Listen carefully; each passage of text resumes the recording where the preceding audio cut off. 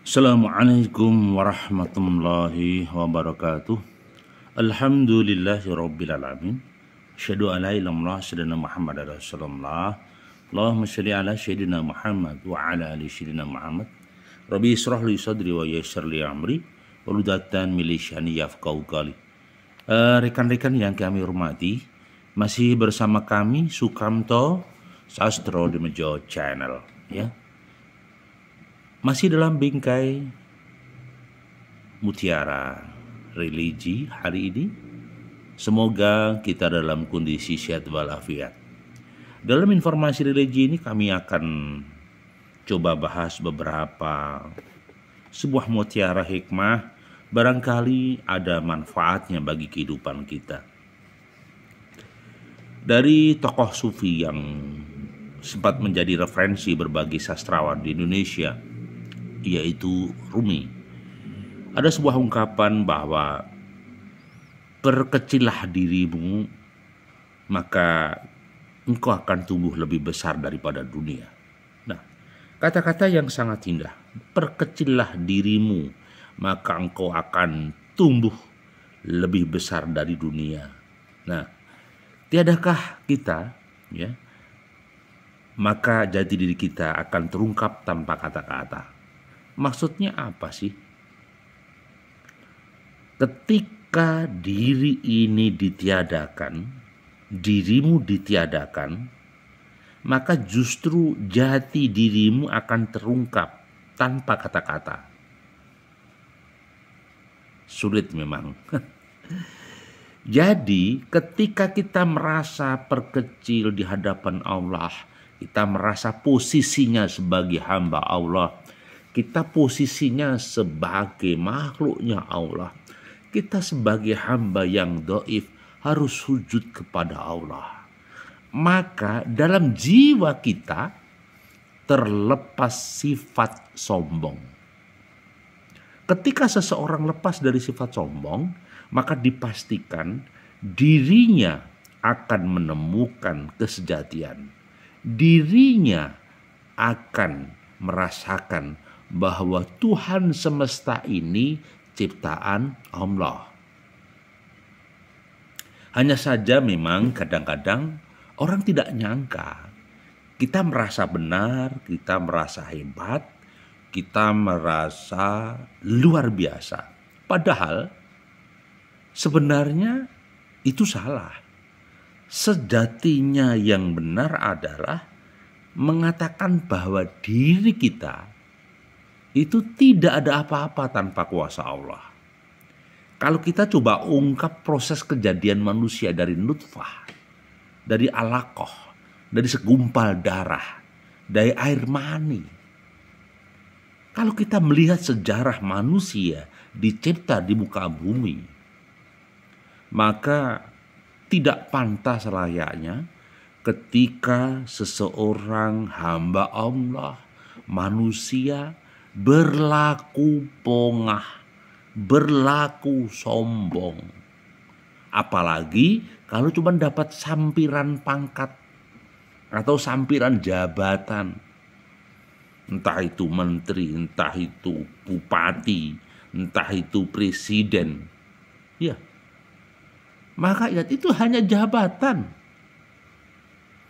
Pangkat, derajat, mung sampiran. Suatu saat diambil yang nyampir ke. Hanya titipan, suatu saat diambil sama yang dititipi. Maka memperkecil diri kita, memposisikan diri kita sebagai insan yang dhaif, yang lemah, itu lebih baik daripada merasa bisa, merasa mampu, yang ujung-ujungnya menimbulkan kesombongan. Oke, itu yang pertama. Jadi perkecilah dirimu sehingga kita ini menjadi orang-orang yang tidak ego, tidak sombong, dan tidak mudah emosi. Baik, kemudian yang kedua, bagaimana kalau berkaitan dengan hawa nafsu? Nah, hawa nafsu. Ada pendapat bahwa hawa nafsu itu seperti intisari dan induk dari berhala. Entah itu yang sifat berhala jasmani, ya, atau justru juga berhala rohani. Kok bisa? Iya. Bayangkan saja, ketika hawa nafsu diperturutkan, maka seseorang seakan-akan menyembah berhala. Iya. Kenapa begitu? Karena keinginan melupakan kebenaran, keinginan menghabisi yang hak, keinginan yang jahat membunuh orang, keinginan yang jahat mematikan orang. Maka hawa nafsu yang diperturutkan itu sama halnya membiarkan diri kita terjerambab kepada nerakanya Allah.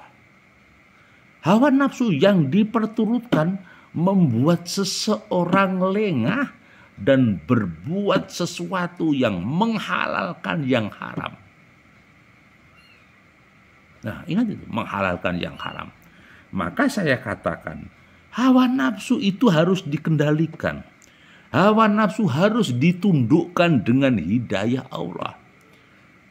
Hawa nafsu harus dirangkeng dengan syariat-syariat Rasulullah. Ya, syariat-syariatnya Allah. Harus mendapatkan hidayah dan inayahnya Allah. Maka acuan seorang muslim Al-Quran dan As-Sunnah. Manusia harus ada bingkainya dalam rangka apa? Pengendalian nafsu. Tidak sedikit nafsu yang diperturutkan itu menghancurkan dunia. Itu merusak dunia. Hutan hancur, lautan hancur, gunung hancur, hutan dibabati hancur. Hanya seseorang itu menuruti hawa nafsu. Maka hawa nafsu dikendalikan. Tidak sedikit percecokan, pembunuhan, perkelahian. Hanya karena seseorang tidak mengendalikan nafsu. Bukan haknya diambil, bukan haknya dilangkai, bukan istrinya tapi dinodai. Akan menjadi masalah baru dalam kehidupan. Maka itu rahasianya adalah nafsu yang diperturutkan. Oke. Baik, apalagi yang berkaitan dengan kehidupan? Ya, apalagi?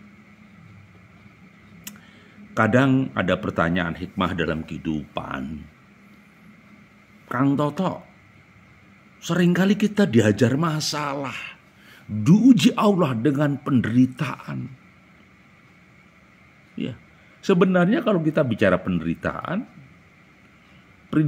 itu kadang ada sebab dan akibat. Ada sebab musabab.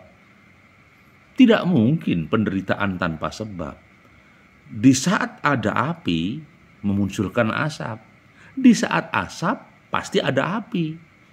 Tidak ada asap tanpa api. Nah, tetapi ketika ada masalah-masalah yang tidak terselesaikan, idealnya tidak usah berduka, tidak usah sedih, tidak usah menangis. Loh, kenapa begitu? Iya. Jangan pernah berduka. Kenapa begitu? Iya. Jangan pernah bersedih. Apapun yang hilang dari kita pasti akan kembali lagi dalam wujud yang lain. Iya kan? Ingat itu. Jangan pernah bersedih. Sesuatu yang hilang, kenikmatan sesuatu yang hilang pasti akan memunculkan kenikmatan yang baru.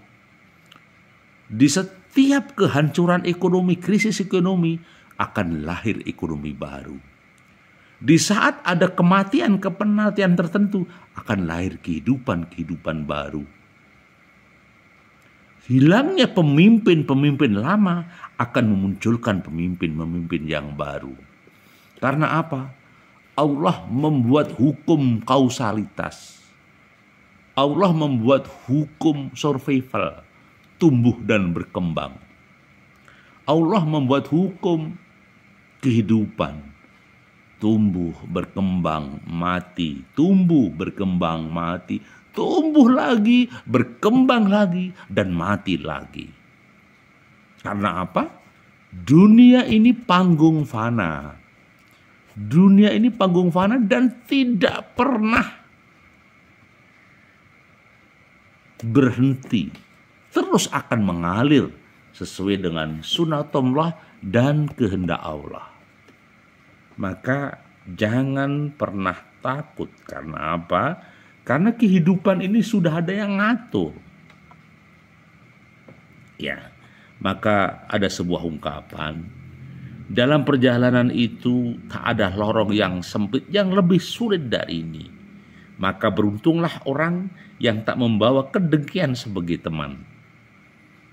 Maksudnya apa?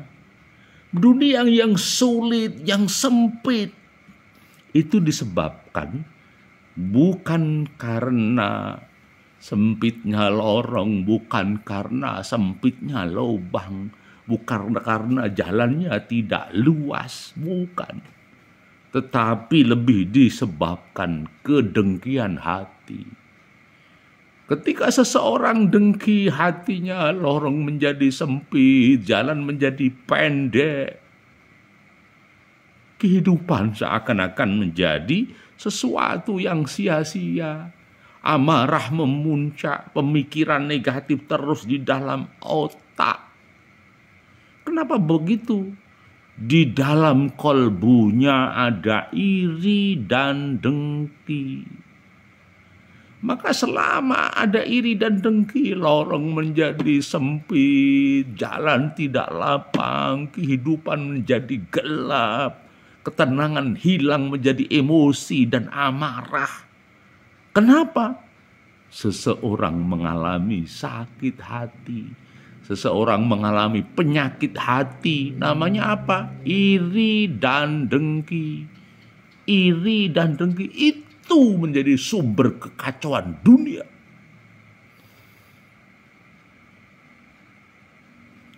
Maka iri dan dengki itu dihembuskan syaitan, membuat dunia porak-poranda, membuat ketenangan menjadi hilang, membuat kebahagiaan jadi sirna, membuat ketentraman jadi hancur.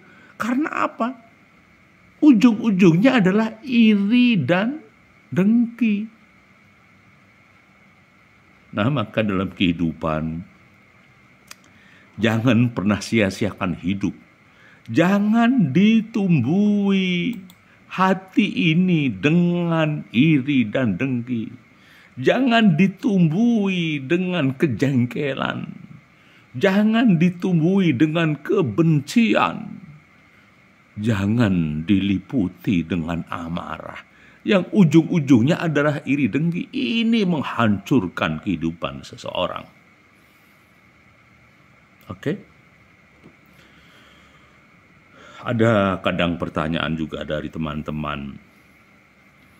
Lu manusia ini kan punya indera hati, punya mata jiwa, punya mata hati.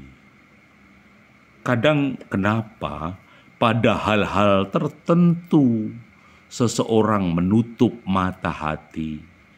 Sehingga ketika mata hati tertutup, maka seseorang tadi menjadi gelap hati.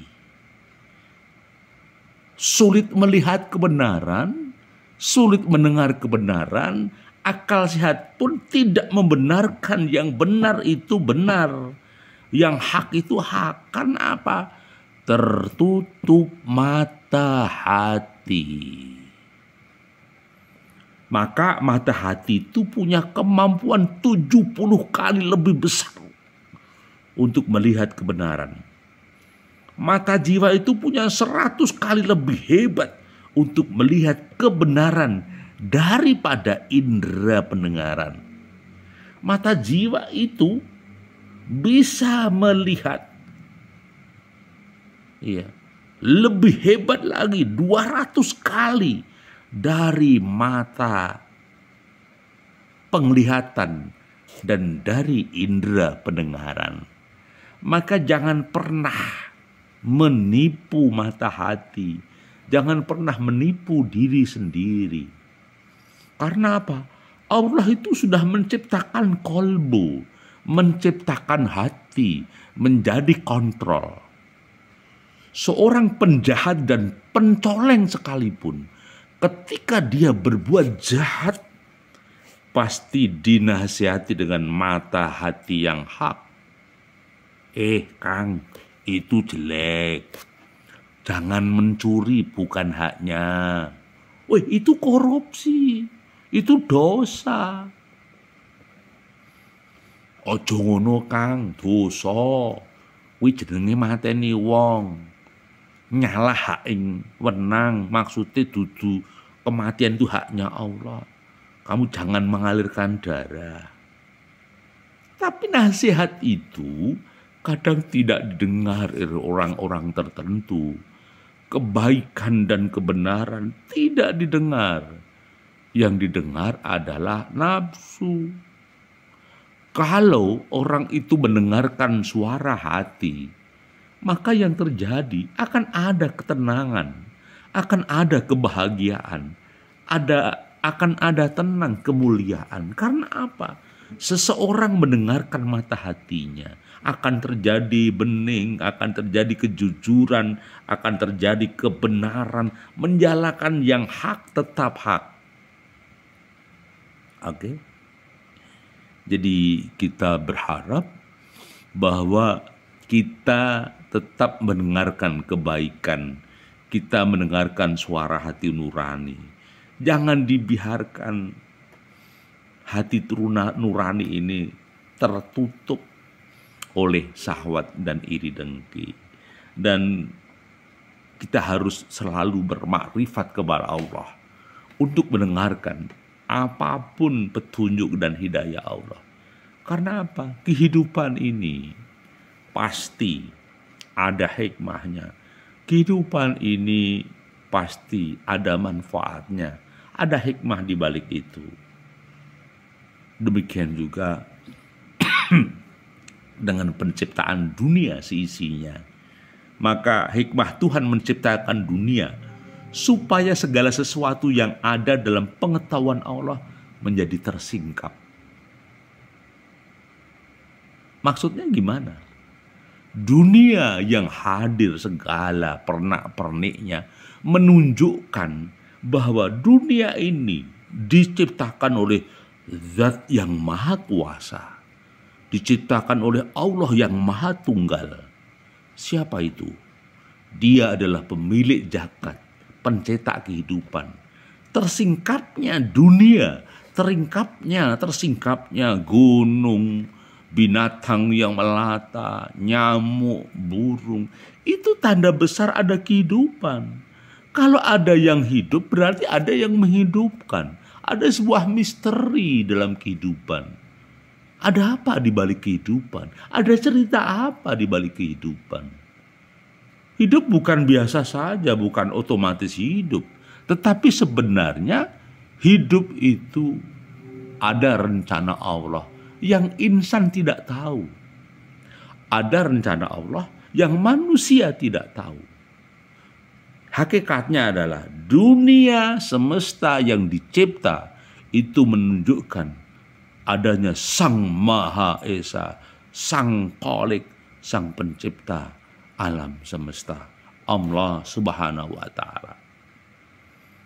Itu kawan, jadi hikmah Tuhan menciptakan dunia itulah.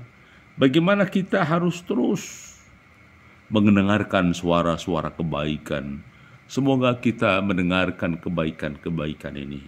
Satu hal yang kita cermati, satu adalah pelajari di balik kehidupan dunia ada hikmah yang besar.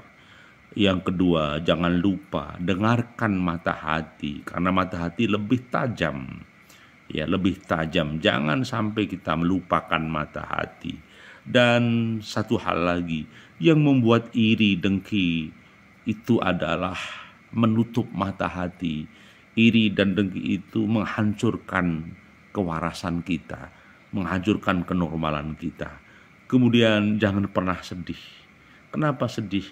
Karena pasti setiap hilangnya sesuatu akan memunculkan datangnya sesuatu. Hilangnya kenikmatan akan munculnya nikmat yang baru. Kemudian yang terakhir, jangan memperturutkan hawa nafsu. Karena apa? Hawa nafsu akan menjerumuskan kita kepada kesengsaraan. Semoga ada manfaatnya. Masih bersama Sukamto Sastro di Mejo Channel. Berkenan subscribe, like, dan komen sehingga ada manfaatnya dan semangat kita dalam informasi dan dakwah. Terima kasih. Assalamualaikum warahmatullahi wabarakatuh.